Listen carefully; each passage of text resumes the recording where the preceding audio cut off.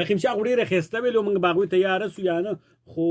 ډیره مننه چا چې ټیم کړی دا ټیم کې ریډیو دلبر 400 ده او که چېرته تاسو زموږ د اواز دوباره اورېدل غواړئ چې خدای پاک د لیوان سارې به کله بیا راځي نو تاسو بیا په یوټیوب چینل باندې اورېدی شئ هغه به تاسو داسې کار وکړئ چې یوټیوب چینل کې به ریډیو دلبر آر جے ګروپ ته لاړ شئ او بیخي به هلته سرچ کوئ ریډیو دلبر آر جے ګروپ په سرچ کوئ هلته به راشي یو ښکلی غونډه کې ځوان لږ شان پهلوان او د هغه نوم به یې خان افضل کوچکوال نو تاسو چینل چې کوم دی سبسکرایب هم کوئ او د بیل بټن هم وښئ په دې اساس نه پیسې نه ځي ښه بعضې کسان وایي نه داسې نه کوسئ چې د نیټ والا راته نقصان جوړ کړي نو داسې پکې خبرې نشته راځي ګانې سیټ ته ځو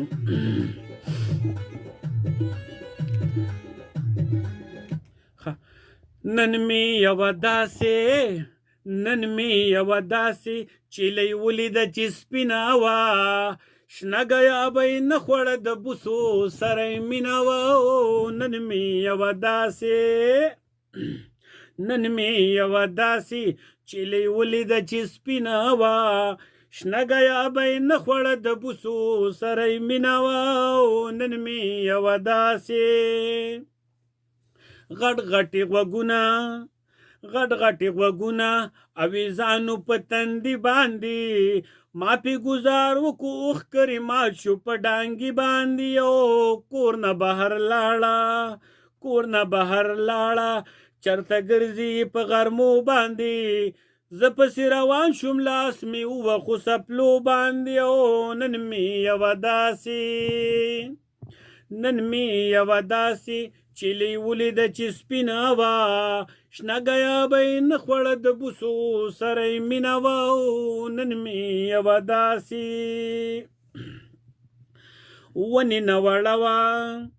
ونې نه وړه وه خو په ښکرو زوروره وه جنګ به یې سنډاسه کو بېشانه بهادره وه او پی به یې کولو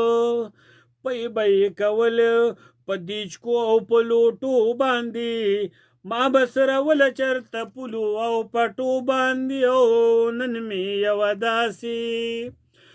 مې یوه داسې چیلۍ ولیده چې سپینه وه شنه ګیابۍ نه خوړه د بوسو سره یې مینه وه او نن مې یوه داسې کوم طرف ته لاړه پسې ګرځم لیوني په شان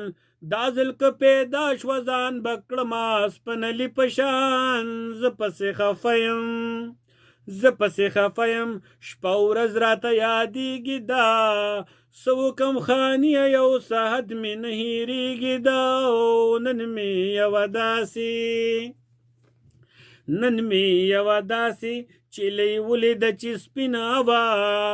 شنه ګیابۍ نه خوړه د بوسو سره یې مینه وه او نن مې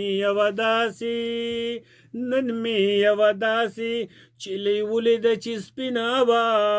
شنه ګیابۍ نه خوړه د بوسو سره یې مینه وه او نن مې یوه داسې